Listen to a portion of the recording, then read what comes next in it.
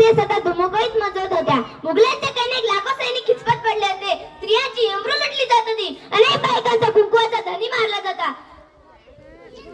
जात होता. शतक यांचा कोणी कैवारी नव्हता. या परिस्थितीत महाराष्ट्राच्या भूमीला हवा एक झंकार. धगमगता पेटता अंगावर अखरेती वेळ आली. धगमगता पेटता अंगावर अखरेती वेळ आली. सह्याद्रीची गर्जना झाली 19 फेब्रुवारी 1630 रोजी. शिवनेरी ताळ्यात चमकला. जिजाऊंच्या पोटी एक सिंह जन्माला. मानाचा मुद्रा करते छत्रपती शिवाजी महाराज, ज्यांनी मराठी माते भगवा झेंडा रोवला. ज्यांनी मराठी माते भगवा झेंडा केलेल्या कितक्या वर्षापासून अंधार चाचपण्या महाराष्ट्राच्या मातेवर जपून प्रकाशाची किरण पसरू लागले. छत्रपती शिवाजी महाराजांची स्वराज्याची सूत्रे आपल्या हाती घेतली.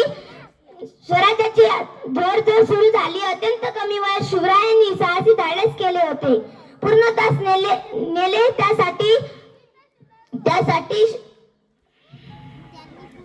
त्यांनी पुणे मावळ यासारख्या आसपासच्या प्रांतात स्वतः फिरून तेथील परिस्थिती जपून घेतली. सर्वसामान्य लोकांच्या समस्या जपून घेतल्या. एवढे बोलून मी माझे 2 शब्द संपवते. जय हिंद, जय भारत.